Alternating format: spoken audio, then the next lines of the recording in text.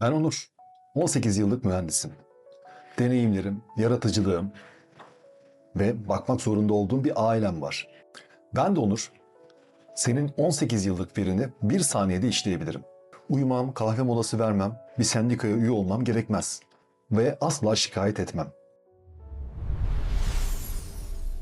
Hangisi gerçek? Sadece 3 yıl sonra, sadece 1000 gün sonra ekranın karşısında kimin olduğunu anlayamayacağız. Hatta asıl korkunç olan da bu değil. Patronlarınız için kimin gerçek olduğunun bir önemi kalmayacak. Önemli olan tek bir metrik olacak. Hanginiz daha ucuzsunuz? Eğer şu an bilgisayar başında iş yapıyorsanız mesleğinizin son 1000 gününe girmiş bulunuyorsunuz. Bu benim uydurduğum bir felaket senaryosu değil. Bu dünyanın en büyük yapay zeka mimarlarından Emad Mostak'ın resmi öngörüsü. Gelin neden 1000 günümüz kaldığına ve bu çöküşten nasıl sağ çıkacağımızın yeni haritasına birlikte bakalım.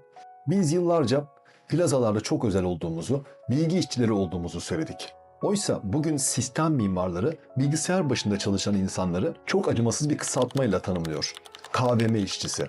Yani klavye, video, mouse. Eğer işiniz bedensel değilse bir bankacı, avukat, muhasebeci, yazılımcı veya mimarsanız aslında sadece bir ekrana bakıp klavyeyle veriyi işleyip başka bir ekrana gönderen yavaş birer insan arayüzsünüz.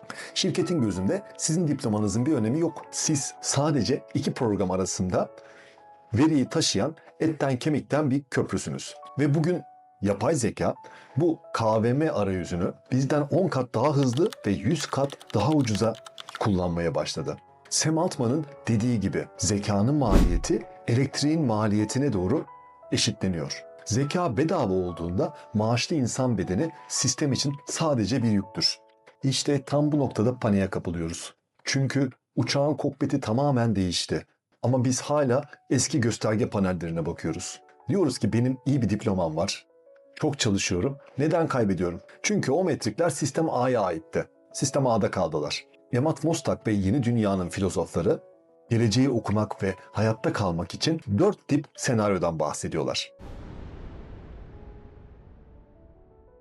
Eğer bu 4 maddeyi anlarsanız 1000 gün sonraki enkazın altında kalmazsınız. Peki nedir bunlar?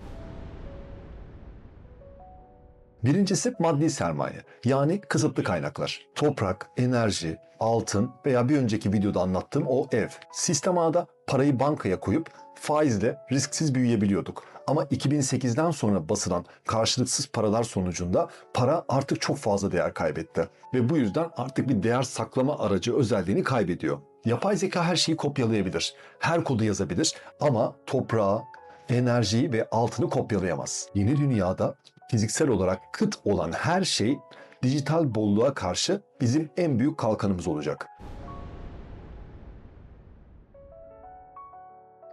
İkincisi ve en kritik olanı zeka. Eskiden zeka, formülleri ezberlemek ve Excel'de hızlı olmaktı. Şimdi zeka bedava. O zaman insanı değerli kılan şey ne olacak? Cevap özgün yargı.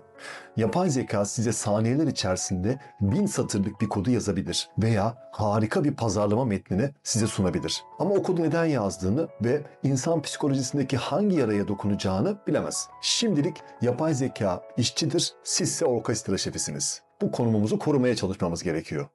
Silikon Vadisi düşünürü Naval Ravikant bunu çok güzel özetler. Eski dünyanın kaldıraçları emek ve sermayeydi. Bir iş kurmak için paranız veya yüzlerce işçiniz olması gerekiyordu. Yeni dünyanın kaldıraçları ise kod ve medyadır. Yani yazılım ve içerikler. Uyumazlar ve sendika kurmazlar. Tek bir video çekersiniz veya tek bir yazılım kurarsınız. Siz uyurken onlar milyonlarca insana dokunabilirler.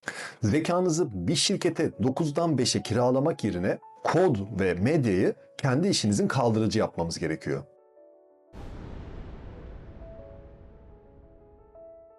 Üçüncüsü ağ etkileri, yani network'ümüz. İşte beyaz yakalıların en büyük travması burada başlıyor.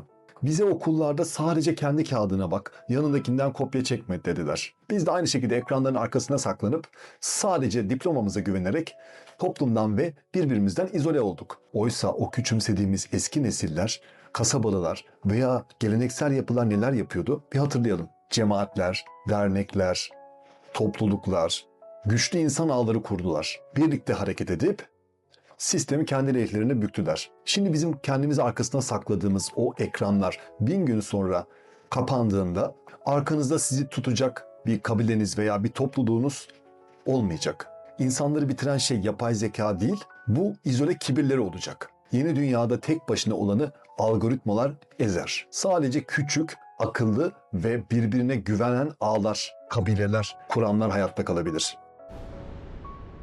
Ve dördüncüsü çeşitlilik. Yani kriz anındaki dayanıklılığımız. Eğer tek bir diplomaya, tek bir şirketten aldığınız maaşa bağımlıysanız sistemdeki ufak bir sarsıntıda yok olursunuz. Sistem B'nin en sert kuralı bireysel egemenliktir. Zekanızı ve verilerinizi dev şirketlere kiralarsanız dijital birer köle olursunuz. Şalteri kapattıklarında entelektüel olarak ölürsünüz. Kendi verinize sahip çıkın. Tek bir beceriye körü körüne bağlı kalmayın. Yetenek setinizi çeşitlendirin. Emad Mostak'ın ekonomiyi ve zekayı tanımlayışı çok basittir. Zeka, gelecekteki riskleri minimize etme yeteneğidir. Eğer siz hala eski sistemin kurallarıyla, sadece çok çalışarak, sadece iyi bir şirkette terfi bekleyerek yarına hazırlanıyorsanız, sizi çok acı bir sürpriz bekliyor. 1000 gün çok uzun bir süre gibi gelebilir. Ama inanın kum saati çoktan ters çevrildi. Yarın sabah o ofise gittiğinizde o klavyeye, o ekrana ve o fareye yani KVM'ye bir kez daha bakın. Ve kendinize sorun. Ben bu ekranın kölesi miyim yoksa bu teknolojiyi kendi çıkarlarım için bir kaldıraç olarak mı kullanıyorum? Ben Onur. Eski sistemin yalanlarını söküp atıyoruz. Sistem B'ye hoş geldiniz.